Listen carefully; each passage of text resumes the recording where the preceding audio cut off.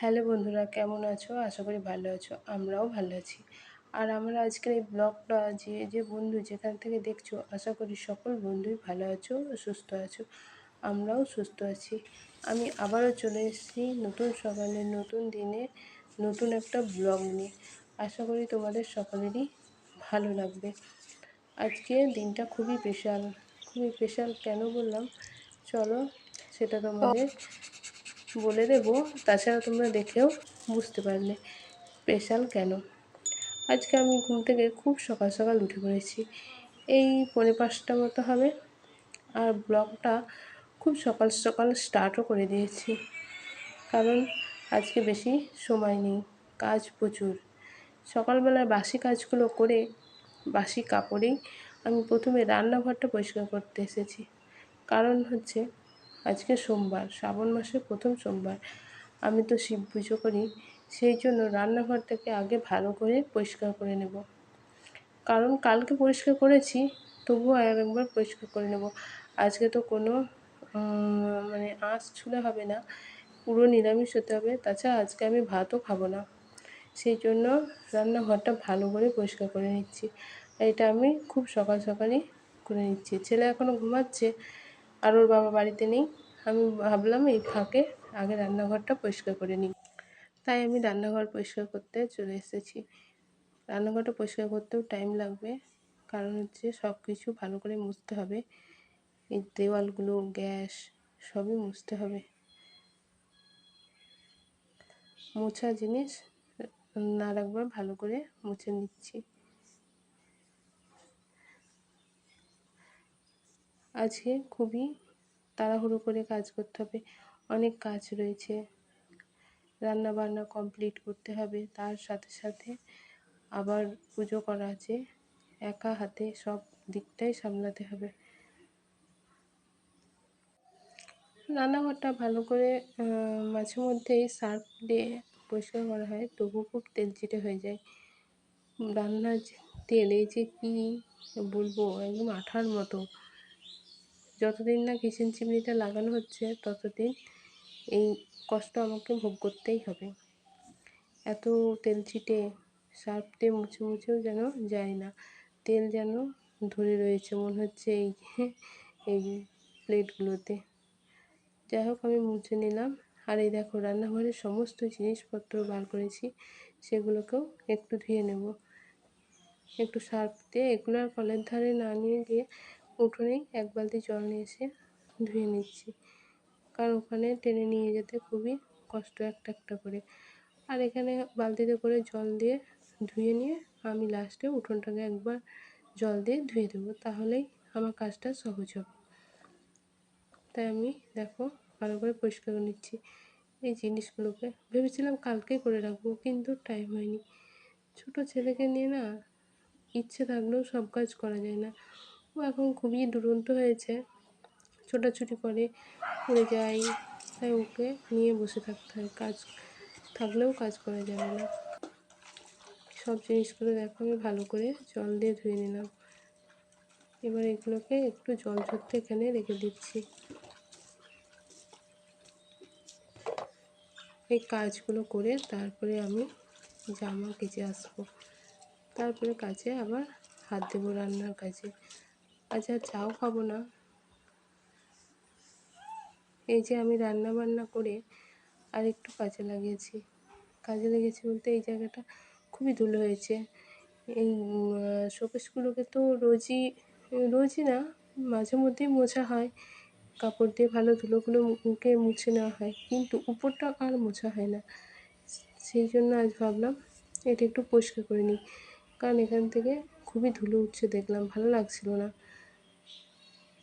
তাই জায়গাটাকে ভালো করে একটু পরিষ্কার করে নেব। পরিষ্কার করে আমি স্নান করে নেব।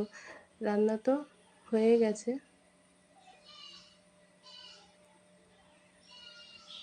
দেখেছো কেমন নোংরা ধুলো এই যে পড়ছে।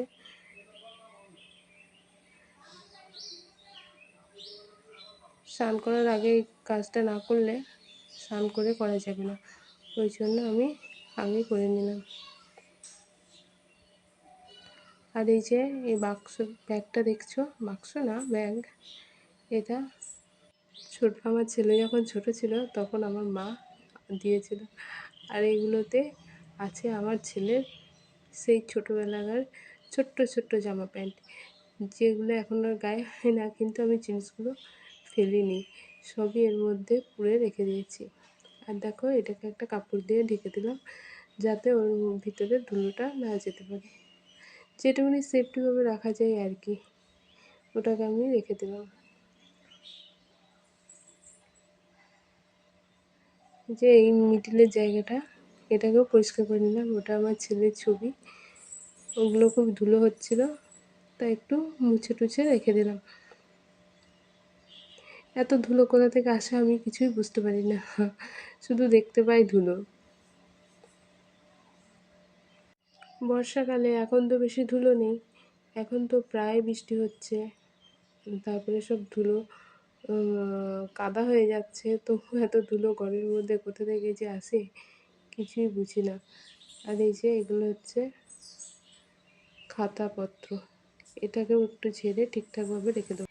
আজ ভেবেছিলাম বেশি কাজ করব না, কারণ পুজোটা করতে হবে, কিন্তু তবুও যেন হয় না, কোথা থেকে কাজ যেন এসে যায়, যে এটা করো ওটা করো করে কাজ করা হয়েই যায়। আমারও আজকে তাই। সকাল থেকে ভেবেছিলাম কিছুই করব না, কিন্তু দেখো অনেকগুলো কাজই করে ফেললাম। যাক, কাজটা এগিয়ে গেল, ভালো লাগলো আর কি। কাজ ফেলে রেখে কী লাভ বলো, যখন সেই কাজটা আমাকে নিজেকেই করতে হবে। এবার ঘরটাকে ভালো করে ঝাড় দিয়ে নিই, কারণ এগুলো পরিষ্কার করে না ঘরটা খুব ধুলো হয়ে গেল।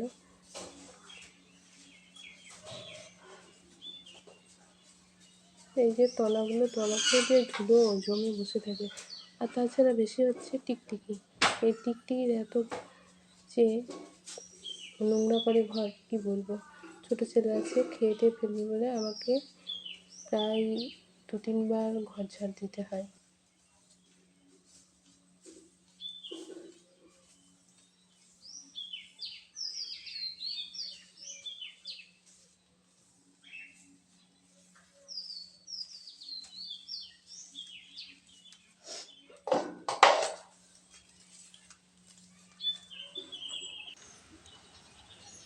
ঘরটা ঝাড় দিয়ে ভালো করে মুছে নেব।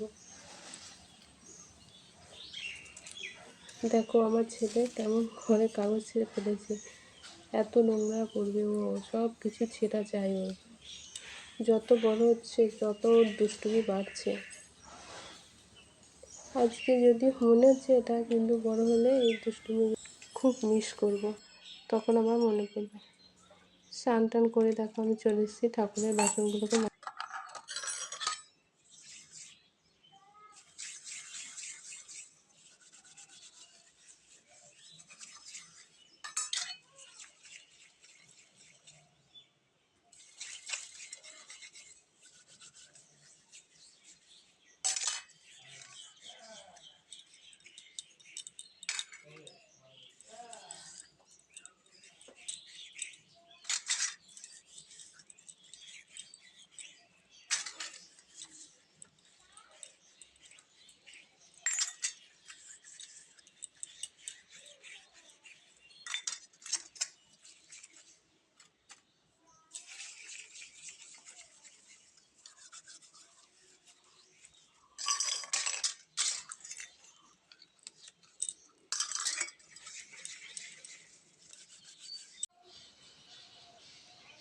দেখো বৃষ্টি হয়েছে, গাছের উপর জল পড়েছে, কি সুন্দর লাগছে, অপূর্ব।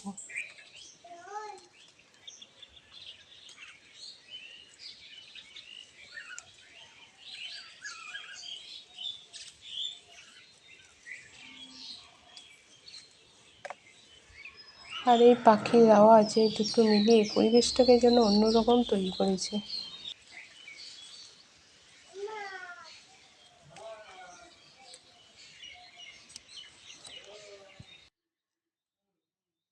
এক এক করে আমি সব ফুল, বেলপাতা, দুব্বা আর তুলসী পাতা তুলে নেব। তুলসী পাতা ছাড়া তো পুজোই হবে না, কারণ ঠাকুরকে খেতে দিলে বা ঠাকুরের থালায় তুলসী পাতা তো দিতেই হবে। তাই আমি এই সব জিনিসগুলো এক এক করে তুলে নিচ্ছি। তারপরে পুজোয় বসবো, সব রেডি করে নিয়ে।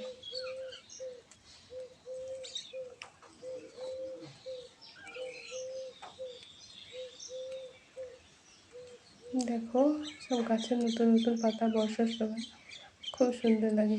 আবার চৈত্র মাস আসলে তখন আর পাতা কুচিয়ে পাওয়া যায় না, সব শুকিয়ে যায়, ঝরে যায়।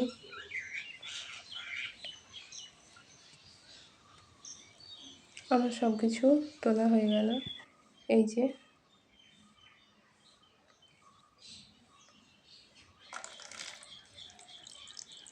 মহাদেবের মাথায় জল দিয়ে দিলাম। ওম নমঃ শিবায়, ওম নমঃ শিবায়, ওম নমঃ শিবায়।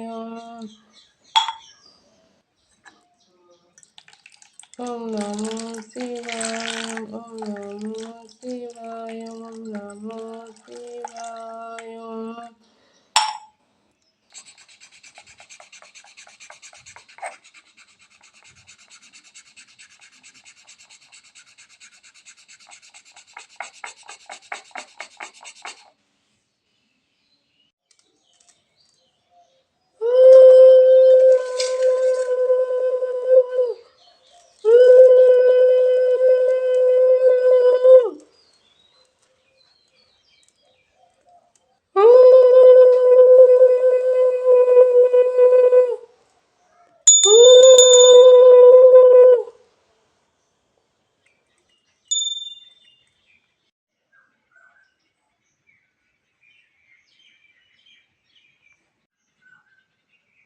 এই যে আমি ঠাকুরকে খেতে দিয়ে দিয়েছি।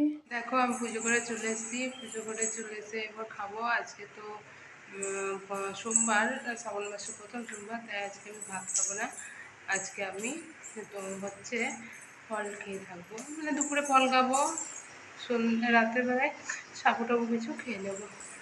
চলো দেখি কী কী খাচ্ছি।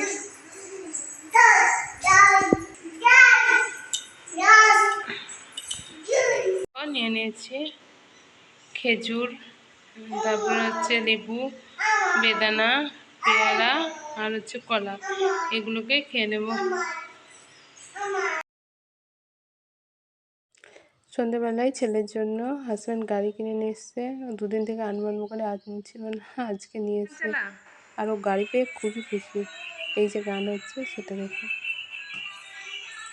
গাড়িটা কেমন হলো কমেন্টের মাধ্যমে অবশ্যই জানিও। আজকের মতো এখানেই শেষ করলাম।